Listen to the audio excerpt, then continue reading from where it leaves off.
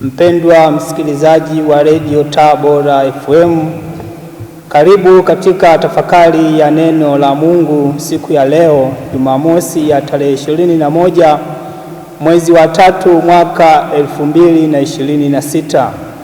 Masomo yetu ya leo ni kama ifuatavyo.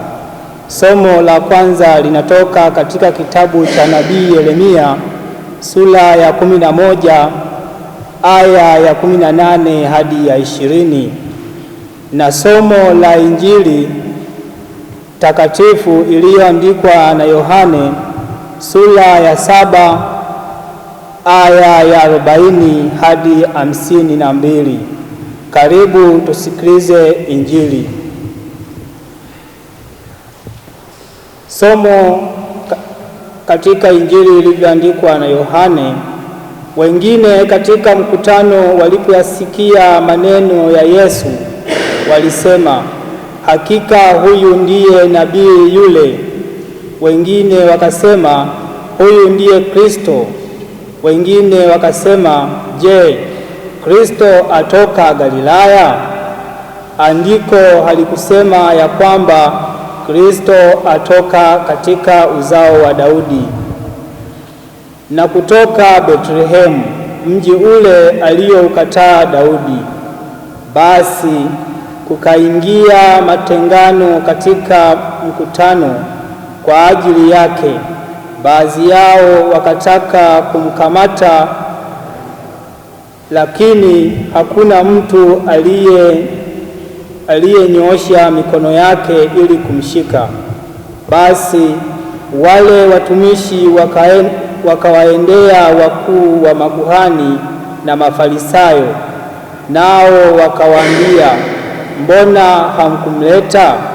Wale watumishi wakajibu, hajanena kamwe mtu yeyote kama huyu anavyonena.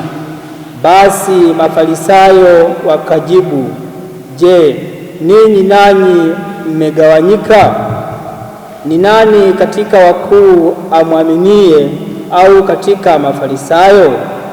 Lakini makutano hawa wasioifahamu Torati wamelaaniwa. Akawaambia Nikodemo, naye ni yule aliyemwendea zamani, maana ni mmoja wao, je, Torati yetu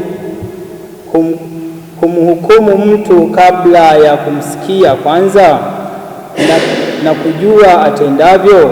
Wakajibu wakamwambia, je, wewe nawe umetoka Galilaya?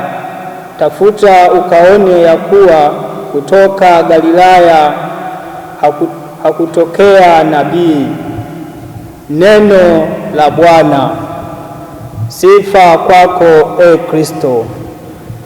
Karibuni tusikilize tafakari.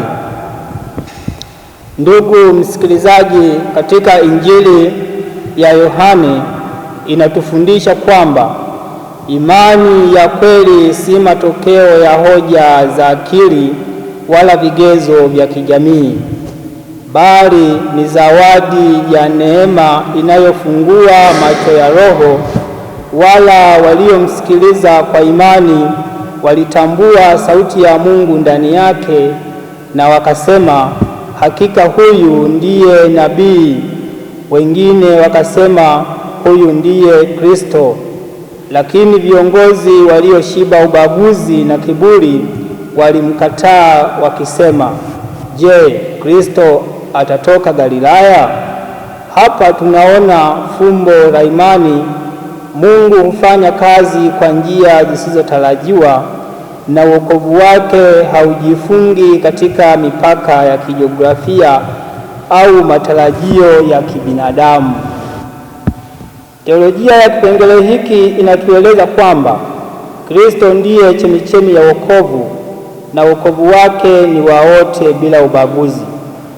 Kumkubali Kristo ni kushiriki katika hekima ya milele na kuingia katika mshikamano wa kiroho.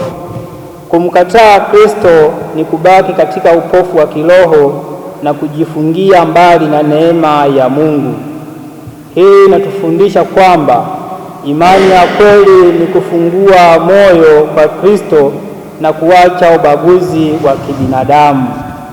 Katika dunia ya leo yenye migawanyiko ya kisiasa, kidini na kijamii, ujumbe huu una maana kwa sababu mara nyingi tunamkataa Kristo kwa sababu haendani na matarajio yetu binafsi. Tunataka wokovu uje kwa njia rahisi na kwa vigezo vyetu, lakini Kristo huja kwa unyenyekevu na mara nyingi kupitia hali zisizotarajiwa.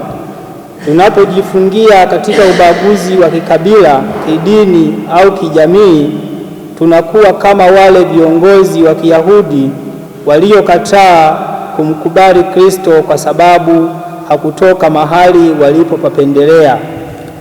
Injili hii inatufundisha kuacha ubaguzi na kufungua mioyo yetu kwa kazi ya Mungu inayovuka mipaka ya kibinadamu. Injili hii ni mwaliko wetu wa kila mmoja kutambua kwamba Kristo ndiye neno wa Mungu linaloleta wokovu hata pale ambapo macho ya kibinadamu hayaoni. Ni changamoto ya kiroho kutupilia mbali upofu wa kibinadamu na kuingia katika nuru ya imani. Ni wito wa kuacha ubaguzi na kukumbatia ukweli kwamba wokovu wa Mungu ni zawadi kwa wote bila kujali asili, kabila, historia. Kristo ndiye mwanga wa milele unaoshinda giza la upofu wa kibinadamu. Imani ya kweli ni kufungua moyo kwa neema yake na kushiriki katika upendo wa Mungu usio na mipaka. Wokovu unaovunja vizuizi na kuunda mshikamano wa kiroho kwa ulimwengu mzima. Tafakari hii imeletwa kwenu na mimi Frateri Joseph Marema kutoka Jimbo Kuu Katoliki la Tabora, ninayesoma masomo ya teolojia mwaka wa 3 katika Seminari Kuu ya Mtakatifu Paulo Mtume Kipalapala.